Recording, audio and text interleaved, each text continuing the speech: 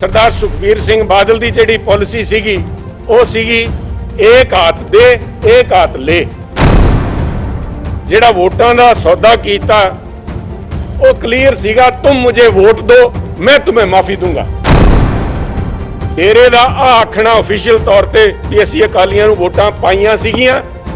इहदे नाल अकाली दल दे प्रधान सिख धर्म दे पंथ दे दोषी करार साबित होंदे है। पंजाबी की एक मशहूर कहावत है कि बंदा जोश दे विच अक्सर होश गवा बैठता है। अजिहा ही कुछ टुकदा है हुण डेरा प्रेमियां दे नाल।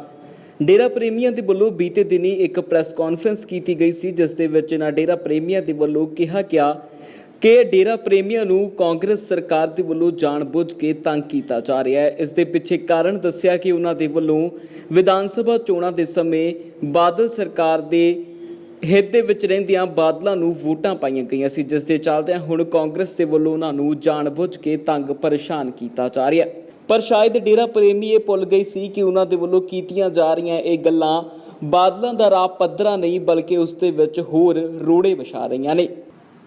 क्योंकि सुनील जाखड़ के वल्लों हुण सारियां ही सिख जथेबंदियां नूं अपील की गई है कि सारियां ही सिख जथेबंदियां इकट्ठियां होण ते श्री अकाल तख्त साहब के जथेदार ज्ञानी हरप्रीत सिंह कोल पहुंचण तां जो उन्हां नूं अपील की जावे कि हुण ओह बादलां नूं पंथ दे विचों छेकण, क्योंकि पंथ दे नाल गद्दारी बादलां दे वल्लों की गई है। क्योंकि उन्हां दे वल्लों सिद्धे तौर ते उत्ते समझौता किया गया सी कि तुसीं सानूं वोटां पवाओ ते असीं तुहानूं श्री अकाल तख्त साहब तो माफ़ी दवावांगे, जो कि उन्हां दे वल्लों हूबहू निभाई भी गई है।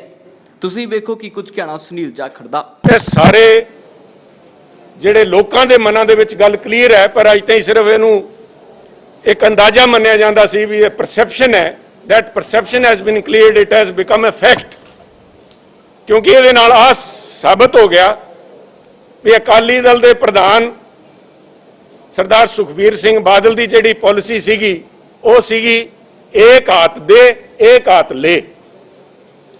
ਉਹਨਾਂ ਨੇ ਜਿਹੜਾ ਵੋਟਾਂ ਦਾ ਸੌਦਾ ਕੀਤਾ वो क्लियर सीगा, तुम मुझे वोट दो मैं तुम्हें माफी दूंगा।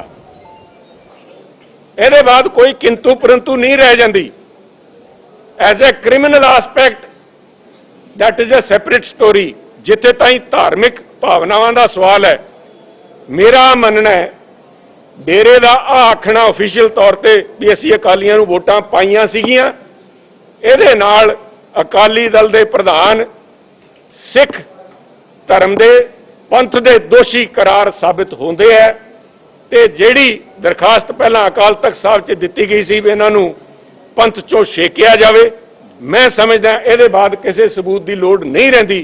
क्योंकि इन्हां कोल उस समय जिहड़ी क्यों इन्हां दा मन बदलिया, जिहड़े कहंदे पहलां असीं कांग्रेस नूं वोटां पांदे रहे हां, अज डेरा सारा कुछ कह रहा है, पर 2017 के अंदर असीं इन्हां नूं वोटां पाईआं। उहदा की कारण सीगा? एक पासे इल्जाम लग रहे सीगे भी साडे जिहड़े अनुयायी है, चाहे वो जवाहर सिंह वाला च सीगा जिहदा कतल होया, कहंदा उहनूं मारन वाले अकाली सीगे, दूजे पासे अकालियां नूं वोटां पा रहे हैं। बिल्कुल इहदे नाल क्लीयर हो जांदा है। इन्हां ने सौदेबाजी कीती, उन्हां ने कहा साडे कोल माफीनामा असीं तुहानूं दे सकदे हां। फिल्म रिलीज़ होनी सीगी MSG 2 ते उहदे इलावा जिहड़ा पुलिस दा तंत्र सीगा वो क्रिमिनल आस्पैक्ट है, उहदे ते SIT चल रही है। पर as far as Akal Takht साहब ने जिहड़ा इन्हां नूं दोषी करार दिता सीगा डेरे मुखी नूं, उस तो माफ़ी दवाना, फिल्म रिलीज़ करवाना ते उहदे नाल सांठ-गांठ करना, आ बिल्कुल क्लीयर हो जाती है। यह पंथ दे दोषी दे तौर ते मैं समझदा अकाली दल दी लीडरशिप इहदे बाद बेनकाब हो गई, उन्हां दा असल चेहरा सामने आ गया। इहदे बाद कोई किंतु परंतु नहीं रह जाती। मैं समझदा भी जिहड़ी साडी जथेबंदियां है, पंथक जथेबंदियां है, वो इस गल नूं फॉलो करन, अकाल तख्त साहब कोल पेश हो के उन्हां नूं इस गल ते कहण भी अज किस नूं पंथ चों कढिया जावे जिन्हां ने पंथ दी पिठ 'च छुरा मारिया है। आ बिल्कुल इहदे नाल क्लीयर हुंदी है। इस करके मैं समझदा भी आ जिहड़ी कल दी स्टेटमेंट है अपने आप 'च एक बहुत ही मायने रखण वाली स्टेटमेंट है। इहनूं अगे इहदी कोख कीती जावे। क्रिमिनल आस्पैक्ट जिहड़ा है भी पुलिस दा तंत्र, because a deputy chief minister as a home minister उन्हां कोल सीगा, उहदे विच इनकुआयरी बेअदबी नूं लैके जिहड़ी इनकुआयरियां चल रही सीगियां उहदे विच कोई छेड़छाड़ की गई है, दबाव बनाया गया है, वो सारियां गल्लां ਉਹ ਇਨਕੁਆਇਰੀ ਦੇ ਵਿੱਚ ਰਿਵੀਲ ਹੋਣਗੀਆਂ। ਪਰ ਜਿੱਥੇ ਤਾਈਂ ਧਾਰਮਿਕ ਭਾਵਨਾਵਾਂ ਦਾ ਸਵਾਲ ਹੈ, ਉਹਨਾਂ ਦੇ ਨਾਲ ਖਿਲਵਾੜ ਆਪਣੇ ਵੋਟਾਂ ਦੇ ਵਾਸਤੇ ਜਿਹੜਾ ਕੀਤਾ ਹੈ, ਉਹ ਇਹਦੇ ਨਾਲ ਸਾਬਿਤ ਹੋ ਜਾਂਦਾ ਹੈ। ਤੇ ਇੱਕ ਤਲਵਾਰ ਜਿਹੜੀ ਲਟਕਦੀ ਰਹਿ ਜਾਂਦੀ ਹੈ, ਕਿਉਂਕਿ 2016 ਦੇ ਅੰਦਰ ਜਦੋਂ ਆ ਇਨਕੁਆਇਰੀ CBI ਨੂੰ ਮਾਰਕ ਕੀਤੀ ਗਈ ਹੈ, ਇਹਨਾਂ ਨਾਲ ਸੌਦਾ ਹੋਇਆ। ਉਹ ਇੱਕ ਤਲਵਾਰ ਜਿਹੜੀ ਹੈ CBI ਦੀ ਇਹਨਾਂ ਦੇ ਸਿਰ ਦੇ ਉੱਤੇ ਲਟਕਾ ਕੇ ਰੱਖੀ ਜਾਣਬੁੱਝ ਕੇ, ਕਿਉਂਕਿ ਇਹਨਾਂ ਨੂੰ ਪਤਾ ਸੀਗਾ ਵੀ ਇੰਨੇ ਛੇਤੀ ਡੇਰੇ ਵਾਲੇ ਨੇ ਮੰਨਣਾ ਨਹੀਂ, ਵੀ ਹੋ ਸਕਦਾ ਤੁਹਾਡੀ ਸਰਕਾਰ ਨਾ ਆਵੇ, ਅਸੀਂ ਉਵੇਂ ਬਰੀ ਹੋ ਜਾਈਏ। ਉਹਨਾਂ ਨੇ ਅਕਾਲੀ ਦਲ ਦਾ ਆ ਜਿਹੜਾ CBI ਦਾ ਇੱਕ ਤਲਵਾਰ ਸੀਗੀ ਉਹ ਲਟਕਾ ਕੇ ਰੱਖੀ, ਵੀ ਕਿਉਂਕਿ ਸਰਕਾਰ ਕੇਂਦਰ 'ਚ ਵੀ ਸਾਡੀ ਹੈ, ਆਹ ਤਲਵਾਰ ਤਾਂ ਲਟਕਦੀ ਰਹੂਗੀ, ਤੁਹਾਡੇ ਤੇ ਵੋਟਾਂ ਪਾਓਗੇ ਤੁਹਾਡੀ ਜਾਨ ਛੱਡ ਦੇਂਗੇ। ਇਸੇ ਕਰਕੇ ਅੱਜ ਲੱਗ ਰਿਹਾ ਹੈ ਵੀ CBI ਜਿਹੜੀ ਹੈ ਇਸ ਸਾਰੇ ਮਸਲੇ ਦੇ ਅੰਦਰ ਅੱਜ ਵੀ ਲੱਤ ਫਸਾਉਣ ਦੀ ਕੋਸ਼ਿਸ਼ ਕਰ ਰਹੀ ਹੈ। ਪਰ ਸਾਂਠ ਗਾਂਠ ਵੋਟਾਂ ਨੂੰ ਲੈ ਕੇ, ਜਿਹੜੀ ਵੋਟਾਂ ਵਾਸਤੇ ਇਹਨਾਂ ਨੇ ਕਿਹਾ ਵੀ ਤੁਮ ਮੁਝੇ ਵੋਟ ਦਿਓ ਮੈਂ तुम्हें ਮਾਫੀ ਦੂੰਗਾ, ਉਹ ਗੱਲ ਇਹਨਾਂ ਦੀ ਕਲੀਅਰ ਹੋ ਜਾਂਦੀ ਹੈ। ਇਸ ਬੇਸ ਦੇ ਉੱਤੇ ਮੈਂ ਬੇਨਤੀ ਕਰੂੰਗਾ ਸਾਰੀ ਜਥੇਬੰਦੀਆਂ ਨੂੰ, ਪੰਥਕ ਜਥੇਬੰਦੀਆਂ ਨੂੰ, ਇਸ ਧਾਰਮਿਕ ਮੁੱਦੇ ਦਾ ਵਾਸਤੇ ਕੋਈ ਹੋਰ ਸਬੂਤ ਦੀ ਲੋੜ ਨਹੀਂ। ਕੱਲ੍ਹ ਵਾਲੇ ਬਿਆਨ ਦੇ ਬਾਅਦ ਇਹਨਾਂ ਨੂੰ ਪੰਥ ਚੋਂ ਛੇਕਿਆ ਜਾਣਾ ਚਾਹੀਦਾ ਹੈ ਤੇ ਇਹਦਾ ਉੱਤੇ ਬਣਦੀ ਕਾਰਵਾਈ ਹੋਣੀ ਚਾਹੀਦੀ ਹੈ। As for as criminal aspect is concerned, ਉਹ ਜਿਹੜਾ ਜਾਂਚ ਚੱਲ ਰਹੀ ਹੈ ਪੁਲਿਸ ਦੀ, ਮੈਨੂੰ ਪੂਰਾ ਭਰੋਸਾ ਹੈ ਆਉਣ ਵਾਲੇ ਸਮੇਂ ਦੇ ਵਿੱਚ ਜਿਹੜੇ ਅਸਲ ਦੋਸ਼ੀ ਹੈਗੇ ਉਹਨਾਂ ਦੇ ਉੱਤੇ ਪੂਰੀ ਬਣਦੀ ਕਾਰਵਾਈ ਕੀਤੀ ਜਾਊਗੀ। ਨਹੀਂ ਸਾਹਿਬ, ਇਲਜ਼ਾਮਬਾਜ਼ੀ ਨਹੀਂ, ਹੁਣ ਤਾਂ ਬਹੁਤ ਅੱਗੇ ਐਡਵਾਂਸ ਜਿਹੜੀ ਗੱਲ ਹੈ ਜਿਹਨੂੰ ਲੈ ਕੇ ਅੱਜ CBI ਜਿਸ ਤਰ੍ਹਾਂ ਕੋਸ਼ਿਸ਼ ਕਰ ਰਹੀ ਹੈ ਇਨਕੁਆਇਰੀ ਨੂੰ ਰੋਕਣ ਦੀ, ਮੈਨੂੰ ਲੱਗਦਾ ਵੀ ਇਹਨਾਂ ਜਿਹੜੇ ਇਨਸਾਫ ਦੇ ਜਾਂ ਪੁਲਿਸ ਦੇ ਜਿਹੜੇ ਕਦਮ ਹੈ ਉਹ ਅਪਰਾਧੀਆਂ ਦੇ ਕੰਨਾਂ ਤਾਈਂ ਪੈਣ ਲੱਗੇ। ਇਸ ਕਰਕੇ ਆ ਡੈਸਪਰੇਟ ਅਟੈਂਪਟ ਕੀਤੇ ਜਾ ਰਹੇ ਆ ਸਾਰੀ ਇਨਕੁਆਇਰੀ ਨੂੰ ਸਟਾਲ ਕਰਨ ਦੇ। ਸਭ ਕੋਈ ਇੰਡੀਵਿਜੂਅਲ ਤੌਰ ਤੇ ਗਏ ਹੋਣੇ ਆ, ਉਹਨਾਂ ਨੇ ਇੱਕ ਮੁਸ਼ਤ ਜਿਹੜੀ ਅੱਜ ਤਾਈਂ ਹੈ, ਮੈਂ ਕਦੇ ਡਿਨਾਈ ਨਹੀਂ ਕੀਤਾ ਇਸ ਗੱਲ ਨੂੰ। ਲੋਕ ਜਾਂਦੇ ਆ, ਡੇਰਾ ਹੈ ਸੱਚ, ਸਾਡਾ ਕੋਈ BJP ਵਾਂਗੂ ਅਸੀਂ ਪੂਰੀ ਇੱਕ ਜਮਾਤ ਨੂੰ ਨਹੀਂ ਕਹਿ ਦਿੰਦੇ ਵੀ ਇੱਥੇ ਫਲਾਣੀ ਤਬਲੀਗੀ ਜਮਾਤ ਆਈ ਸੀ, ਸਾਰੇ ਉਹਦੇ ਬਾਅਦ ਕਲਪ੍ਰਿਟ ਸਾਬਤ ਹੋ ਗਏ।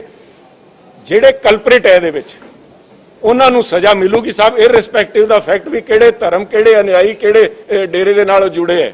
ਸਾਡਾ ਕਿਸੇ ਨਾਲ ਇਸ ਦਾ ਦੋਸ਼ ਨਹੀਂ ਵੀ ਉਹਨਾਂ ਦੇ ਸੀਗੇ, ਕਿਸੇ ਇੱਕ ਬੰਦੇ ਨੇ ਗੁੰਮਰਾਹ ਕੀਤਾ। ਜਿਹੜੇ ਲੋਕਾਂ ਨੇ ਆ ਕਮਿਟ ਕੀਤਾ ਉਹ ਬਖਸ਼ੇ ਨਹੀਂ ਜਾਣਗੇ। ਬੇਗੁਨਾਹ ਨੂੰ ਕਿਸੇ ਕਿਸਮ ਦੀ ਆਂਚ ਨਹੀਂ ਹੈ। ਐਵਰੀਬਡੀ, ਸਾਰਿਆਂ ਨੂੰ ਅਧਿਕਾਰ ਹੈ, ਕਿਹਨੂੰ ਫੋਲੋ ਕਰਦੇ ਹੈ, ਕਿਹਦੇ ਅਨੁਯਾਈ ਬਣਦੇ ਹੈ, ਕੌਣ ਲੋਕ ਇਹਨਾਂ ਨੂੰ, ਚਾਹੇ ਉਹ ਆਸਾਰਾਮ ਦੇ ਅਨੁਯਾਈ ਹੈ, ਚਾਹੇ ਉਹ ਡੇਰੇ ਸੱਚੇ ਸੌਦੇ ਦੇ ਅਨੁਯਾਈ ਹੈ, it doesn't make a difference as long as ਕਾਨੂੰਨ ਦੇ ਦਾਇਰੇ 'ਚ ਰਹਿੰਦੇ ਆ। ਜਿਸ ਕਿਸੇ ਨੇ ਬੇਅਦਬੀ ਕੀਤੀ ਹੈ, ਜਾਣਬੁੱਝ ਕੇ ਸਾਜ਼ਿਸ਼ ਕੀਤੀ ਹੈ, ਸਾਜ਼ਿਸ਼ ਦੇ ਅੰਦਰ ਤਾਂ ਇਹਦੇ ਅੰਦਰ ਵੀ ਆ ਜਾਊਗਾ, ਕਿਉਂਕਿ ਧਾਰਮਿਕ ਭਾਵਨਾਵਾਂ ਭੜਕਾਈਆਂ ਗਈਆਂ, ਸੁਆਂਗ ਰਚਿਆ ਗਿਆ ਗੁਰੂ ਸਾਹਿਬ ਦਾ।